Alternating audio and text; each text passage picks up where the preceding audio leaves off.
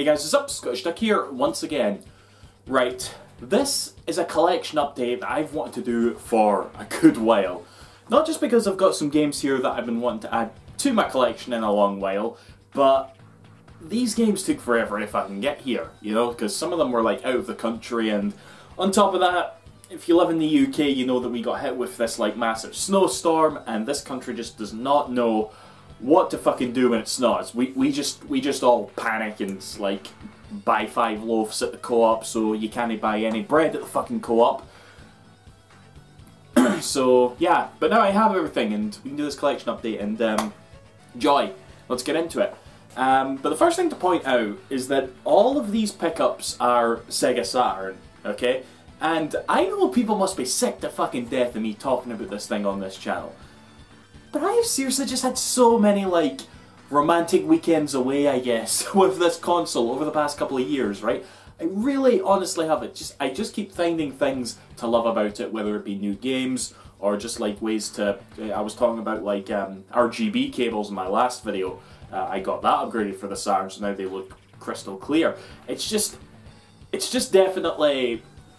It just, like, enhances my Sega fanboyism. That's got to be it. It brings me a lot of joy to collect for this console, and these are some really nice pickups, you know? I mean, I'm not looking to, like, complete my Sega Saturn collection. I think that's kind of like a bizarre thing to go for, because there's always going to be shite games on a console, but I do definitely want all the games that sort of made it what it is. And I think I can say that for each and every one of these. So let's get fucking into it. Now, first thing to show off, not actually a game, but I sort of talked about this in the last video. I have here the Sega Saturn Backup Unlocker. If I can remember, and I probably won't, I'll put a link to the website I bought this from in the description. I'm probably going to forget, but it's the same. It's apparently by the same folk that do the excellent action replay cartridges that allow you to play region-locked games on any Sega Saturn. So what this effectively does is allows you to play copied games, you know, backups, on your Sega Saturn as long as you have this in here, and it doesn't actually click into this case, it's just sort of, that's why it's all rattling about. But here's the cartridge here. It looks like an action replay cartridge, and yeah, pop this in, you can play a copy of any game, which is definitely going to be useful, because there are definitely still some Saturn games that I don't have that are like way out of my price range, at least to now. So yeah, not that I think it'll put me off collecting Saturn games, but it's super nice to have. And on top of that, it also allows me to play fan translations, okay? Because there's quite a few fan translations out there for the Saturn, like the Shining Force 3 trilogy, you know? But one that caught my eye, and was really the thing that kick-started getting that in the first place, is this right here. Police Knots. Now, if you are a Hideo Kojima fan, you probably know what this is, and it's a really nice collection right here, because it's got like an art book and obviously the case right here. But yeah, this was fan translated, and there's also a PlayStation version that was fan translated, but this one was kind of like, this is apparently the definitive version of the game, which is fine by me, so I'm very, very excited to get round to it. I really am. I love Snatcher on the Mega CD, so this is the sort of pseudo-sequel to it. That'll be cool, that'll be really cool, and I can only play it because I get the fan translation, burn it to a disc, and, you know, apply it to what you buy. You know, you don't need a copy of the game to run the fan translation, you can just download it if you want to be dodgy. But this was a game that I thought, okay, I want to play right by it enough, even though it is Konami, and I do want to own the physical version. So I did buy it, and I did make a fan translation patch the legitimate way.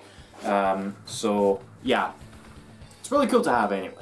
On top of that, you know, another thing that I want to get, and I can't believe I'm going this far, and it's not going to be a purchase I make for a while.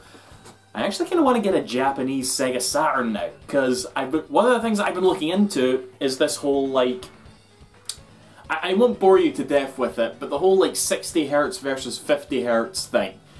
Basically, over here in the PAL region, our consoles run a little bit slower to keep up with how TVs were over here, and yeah, certain games that are out of region run a bit weird if you have them on a 50 Hz PAL console. But perfect example, right? Here's a... Where have I got it? Here it is. Here's a game that I've tried to play a few times, right? Albert Odyssey.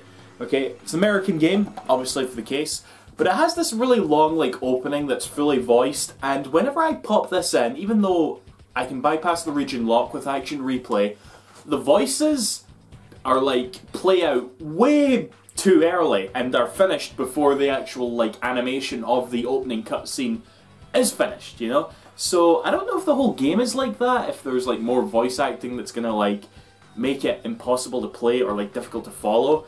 But yeah, playing it on a Japanese or an American Saturn would, like, rectify that. So I'm kind of keen to try that. But, you know, it's going to be later down the line. It's going to be later down the line if I make that purchase. But whatever. On to a few more games here. This is one that I've definitely wanted for a while. The Sega Ages Volume 1, which includes Afterburner 2, Space Harrier, and Outrun. There apparently wasn't a Volume 2 over here, and in Japan they actually re-released all of the, like, Yu Suzuki or AM2 arcade games individually on the Sega Saturn, and apparently they had, like, some extra features like new music tracks and stuff. And I wouldn't mind owning a few of those as well, but, you know, I'm fair enough with this, because these are, like, really good ports of them, because obviously they didn't get the ports completely up to snuff on consoles like the 32X and especially the Mega Drive, you know. So yeah, that's definitely really cool. Sega Ages. I really wish they kind of kept that going, you know. But whatever. Right. Next up now, this was actually a game I used to, like, hear about every once in a while for the Saturn, and you would think, oh yeah, I'll have to get that up at some point. But it also had this, like, sort of stigma of being a stupidly rare and expensive game.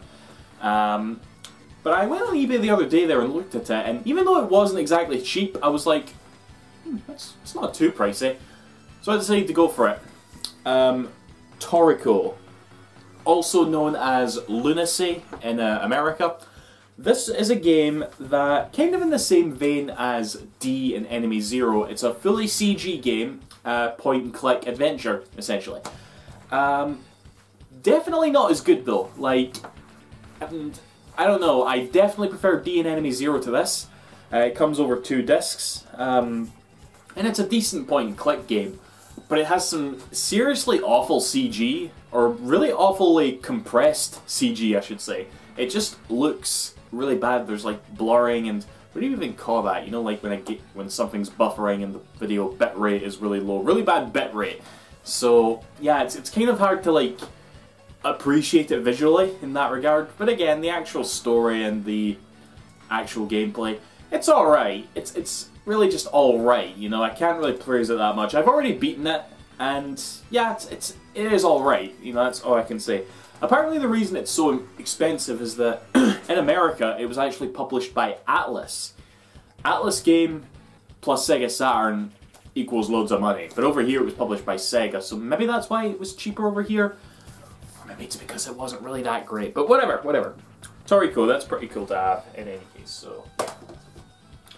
Right, next we have... This is a series that I'm meaning to play. I've not started it yet. Story of Thor 2. In fact, hold on, might as well show it. I've got it right here. Yeah, here we go. I got the original Story of Thor for the Mega Drive here. And in America, I believe it's called Beyond Oasis here, and this one's called Legend of Oasis. They've got different names anyway, but they are like the sequels to each other. They're sort of like top-down Zelda-style games. That's really all I know about them beyond that. But I've definitely been meaning to give them a go. You know, I really want to like start this one and then go into this as well to see what I think. So yeah, Story of Thor 2 was definitely been on my radar for a while, so it is really nice to have it. Okay, now this last one, holy shit! If I've only made it through if you've only made it through like half the video time, it's because the rest of this video is probably going to be like a really over-exhausted explanation about this next game, okay? Because this game right here is an absolute gem on the Saturn, okay? And it is actually the most I've ever spent on a single game for this thing, on a single game ever, you know? Which is definitely nerve-wracking. And and I actually got a really good deal on it, honestly, because it's an American game, and, you know, obviously when you buy things off of eBay from international sellers, they take ages to get here. You usually have to pay a whole load of shipping fees on top of that. But I got this from a UK seller, and I actually messaged them, and we were going back and forth with numbers, and I ended up getting like a really good deal. Definitely the cheapest copy of the game on eBay at the time. So that is really cool, but it was still pricey, but I just had to have it. I had to have it. Okay, I didn't have to have it. I wanted it, goddammit. Magic Knight Rayearth. Now, big explanation about this one, okay? If you look at, like, I came across this list of, like, these really rare, expensive Saturn games. Obviously, things like Panzer Dragoon Saga, Radiant Silvergun and all that were up there. But relatively high on it was this, and I always heard the name, but it is by Working Designs. You know, that name, if you're into game collecting at all, you should be familiar with that publisher. But the history behind this was so interesting, as on top of just being a really hot collectible. For starters, it was one of the very first, when the Saturn was first revealed to the world, Sega introduced 12 games to go alongside it, and this was one of them. So this was quite close to a launch title in Japan, but in America it was the final released game for the console, okay? And there's actually a little like note in the back of the manual that explains about how it is the last game, and Working Designs wanted to thank their fans and stuff for supporting them over the years, because they were pretty stubborn to get this out. Like, there were technical difficulties. It's a really, really interesting story, the background of it. So yeah, it's just such a nice thing to have. And on top of that, one of my favourite game developers, and I didn't even know she was one of my favourite game developers until I looked at this game's Wikipedia page, clicked on her name, and saw like her resume. That is, I really hope I don't butcher this, Reiko Kodama. She's lastly that works at Sega. She did work, she was the character designer for the original Phantasy Star, she was the director for Phantasy Star 4, and the producer in Skies of Arcadia. I was like, okay, I like this developer. I'll take it, you know, she was the director of this game, so that was enough to make me just like, okay, more reason to have it, you know? So, yeah, so pleased to have this one, you know? Like, I don't think there's any other Saturn games out there that I want that come close to this game's price, you know? And for those of you who also want to, like, collect the game, just so you know, because one of the things about the game is that you've got these, like, 3 girls, because it is based on a manga/anime. You've got, like, the 3 girls who are the 3 main characters, and Working Designs actually, like, had 3 different runs where it was a different girl on each disc. I have the blonde chick, I can't remember her name, and yeah, some collectors out there who are absolutely crazy feel like they need to have 3 copies of this game, each with, you know, each girl on the disc. I don't give a fuck. I don't give a fuck. I think I even read somewhere that the blonde girl was the most common. That was just literally in a forum post that I read. I don't know if that's true or not, but I don't give a fuck. I got the game now.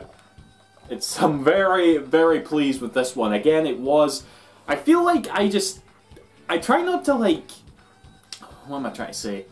I know I talk about, like, the amount, like, the pricing and all that a lot without giving any actual numbers. I don't want to come off as vain or whatever, you know? If anything, I'm embarrassed that I do, like, put so much money into my collecting, but what can I say? It's my passion, you know? I just want to have this stuff. It's like a little disease in the brain that I just need to satisfy, so I hope I don't come off as, like, you know, big-headed or boasting or whatever. That's not what I'm doing. I just enjoy making these videos for, just because I like talking about the games, the stuff that I love to do, you know? So, yeah, Magic Knight Rayearth.